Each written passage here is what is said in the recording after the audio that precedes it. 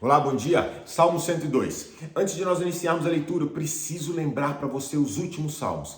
Ali a partir do 91, 92, 93 até o 99, todos esses salmos estavam falando da grandeza de Deus, da grandiosidade de Deus. Deus, ele é um Deus santo, Deus, ele é um Deus justo, Deus, ele é o rei de todo mundo e de toda a criação.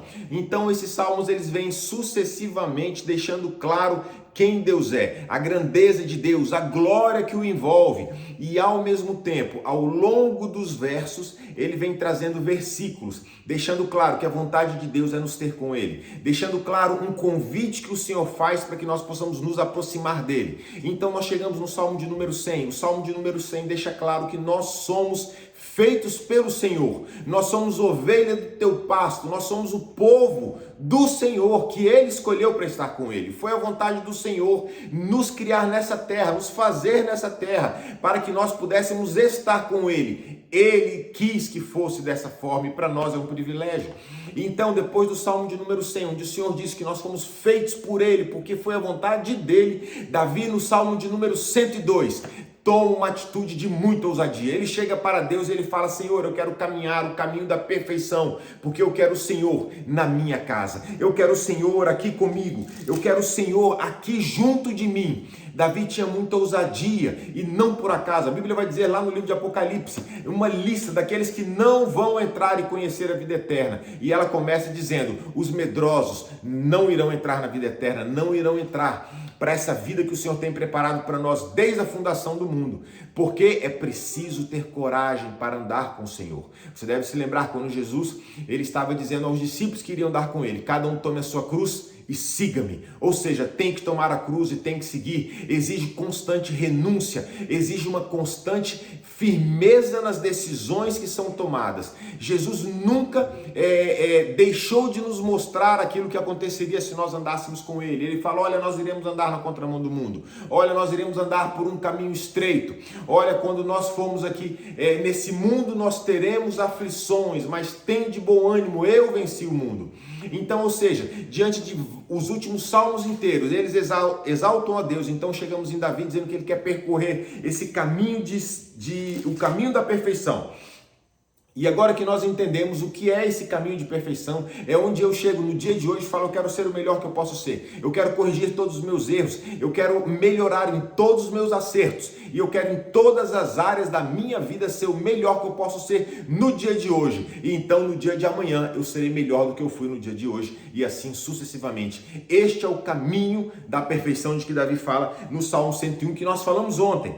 Mas agora chegamos no Salmo 102. E eu vou primeiro ler o texto, depois falamos sobre ele, porque eu quero que você perceba que ao longo desse salmo, parece que o salmista está numa angústia profunda. E a grande questão que fica é: como pode, depois de salmos tão incríveis, essa profunda angústia de que o salmista parece ter? Olha o que diz: ouve a minha oração, ó Senhor, e chegue a ti o meu clamor. Não escondas de mim a tua face no dia da minha angústia. Inclina o teu ouvido para mim no dia em que eu clamar. Responde-me depressa.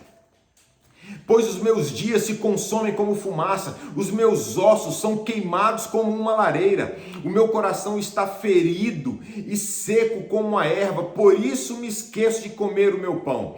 Por causa da voz do meu gemido, os meus ossos se apegam à minha pele. Sou como o pelicano no deserto, como a coruja no deserto. Eu vigio e eu sou como o pardal solitário sobre o telhado das casas. Estou sozinho, ou seja, ele está sozinho, solitário, não consegue dormir, não consegue comer, está em angústia, clama uma resposta do Senhor. E olha mais o que diz o texto: os meus inimigos me censuram todo dia, aqueles que se enfurecem contra mim têm jurado contra mim, pois eu tenho comido cinza como pão, misturado minha bebida com lágrimas. Por causa da tua indignação e da tua ira, porque tu me levantaste e me abateste. Os meus dias são como sombra que logo se secam. O texto continua ali no verso 25, fala o seguinte, no verso 24, eu disse: ó meu Deus, não me leves no meio dos meus dias, os teus anos são por todas as gerações. Ou seja, o sofrimento é tão grande, parece que ele vai morrer. Então ali no verso 24 ele fala: não me leve no meio dos meus dias, ou seja, eu ainda tenho muito que viver. Mas perceba a angústia, a dor e o sofrimento pelo qual ele está passando aqui. Não consegue comer, não consegue dormir, e por aí vai. A gente vai lendo um verso depois do outro e nos perguntamos o porquê, o que está acontecendo aqui. E eu entendo, e essa é o compartilhar da minha meditação contigo. Eu entendo que quando nós decidimos caminhar o caminho da perfeição, nós vamos experimentar isso tudo aqui. Vamos experimentar muita coisa boa, mas a palavra deixa claro, nós vamos experimentar isso aqui. Por quê? Porque o caminho da perfeição exige de nós que nós possamos corrigir os erros que nós temos praticados ao longo da nossa vida. Em vários salmos eu falei de nós esquecermos os erros do passado. É verdade, nós vamos esquecer. E eu não vou usá-los mais para me atrapalhar no dia de hoje, me impedir de alcançar aquilo que Deus tem para mim. É verdade. Mas com relação aos meus relacionamentos, quantas não são as pessoas que eu magoei no meu caminhar, e agora que eu decido, a palavra quando eu falo que nós iremos caminhar um caminho de perfeição, eu vou corrigir. Eu vou chegar para as pessoas ao meu redor, as pessoas a quem eu amo, que são importantes para mim, que eu feri, que eu magoei, que eu decepcionei, e eu vou corrigir, eu vou ser perfeito nisso daqui. Eu vou chegar para cada uma dessas pessoas, eu vou rasgar meu coração, a minha alma. É necessário tomar uma decisão. Por exemplo, quantos de nós que às vezes temos filhos, a grande pergunta é, nós temos dado tempo de qualidade para os nossos filhos? Se nós não temos dado, temos feito o que então aqueles que têm filhos? Porque nós temos um filho, tivemos o privilégio de ter um filho, colocar no mundo e não estamos dando tempo de qualidade. Vamos fazer o quê? Esperar passar a vida inteira? Então, quando nós estivermos velhos, os nossos filhos se tornaram grandes, são adultos e nós não temos nem mais relacionamento. Será que precisamos chegar a esse ponto? O caminho de perfeição, ele vai me trazer a consciência e vai me fazer entender que eu tenho que fazer alguma coisa para restaurar os meus relacionamentos, para ser perfeito em todas as áreas da vida, para saber que o Senhor vai caminhar contigo, é um caminhar diário. Como está o relacionamento com os seus pais, por exemplo?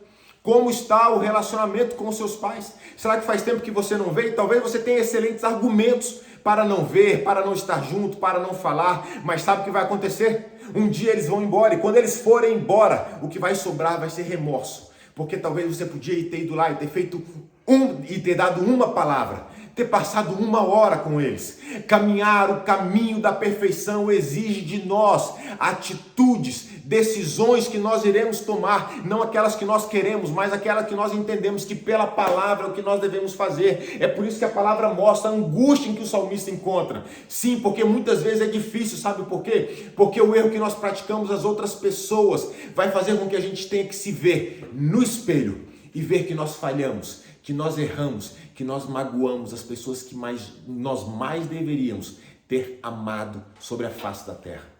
E agora, caminhar o caminho da perfeição vai nos fazer agora corrigir as coisas erradas que nós fizemos com as pessoas que eram importantes para nós. E aqui, por exemplo, os nossos pais. Vamos começar por eles? Quem aqui está há tempo que não fala com os pais? Então é hora de ligar para eles, de marcar um encontro. E não precisa levar nada, nenhum tipo de presente. Passe numa panificadora, leve um lanche, prepare um café.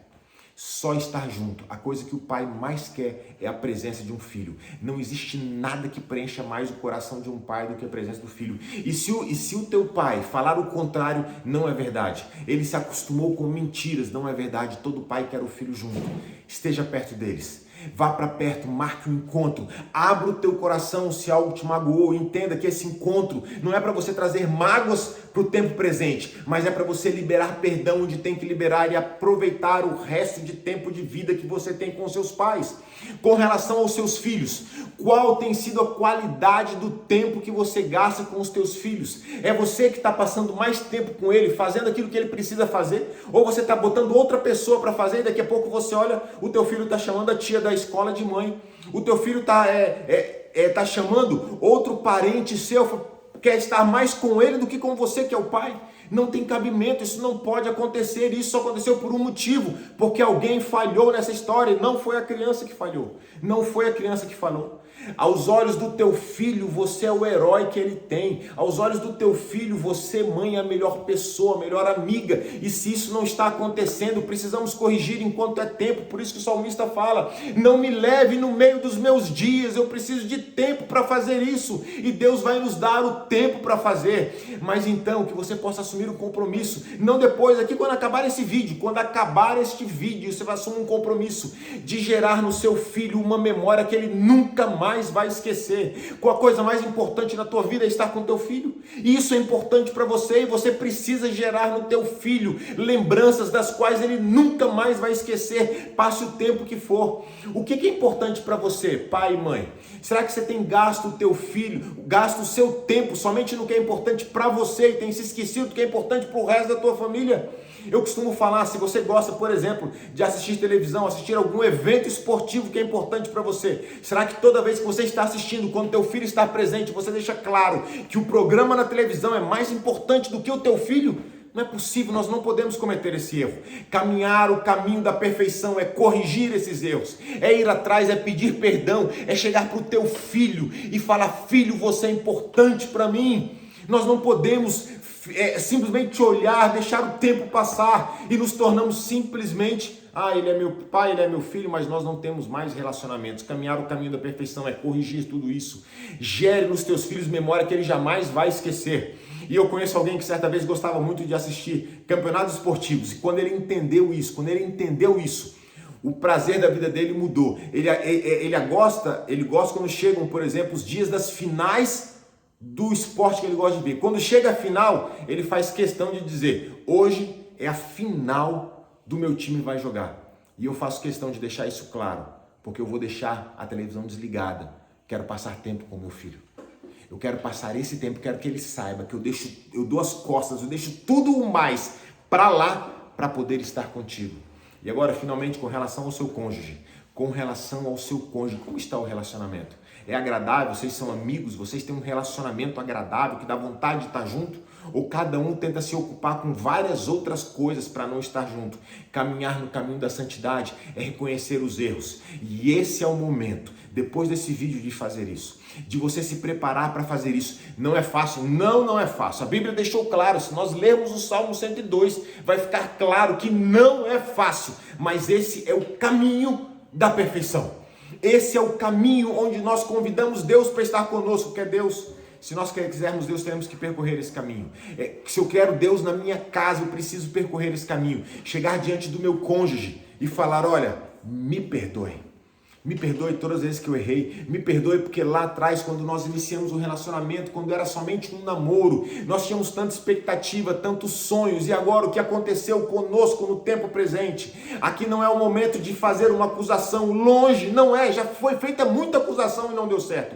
É o momento de reconhecer as próprias falhas e falar: ei, eu quero percorrer esse caminho. E aí você convida o teu cônjuge para ir junto com você. Convida os teus filhos para irem junto com você pelo teu exemplo. Convida os teus pais, se você ainda estiver, para ir junto com você. Mas essa é a hora de chegar diante do teu cônjuge e falar: olha, me perdoe.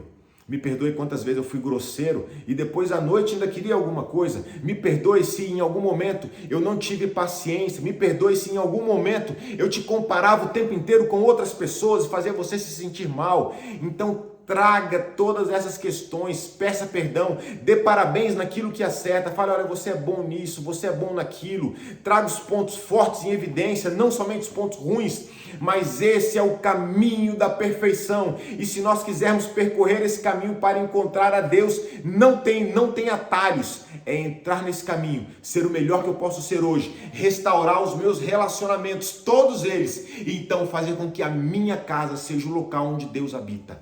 Esse é o propósito. Vai ser fácil? Não vai. Basta ler o Salmo 102. Mas a recompensa é ter Deus em nossos relacionamentos, é ter Deus habitando conosco, é saber que somos templo do Espírito Santo e que de nós fluem rios de água viva, assim como Jesus nos prometeu. Que Deus abençoe o seu dia e que possamos praticar o Salmo 102 a partir de agora. Deus te abençoe.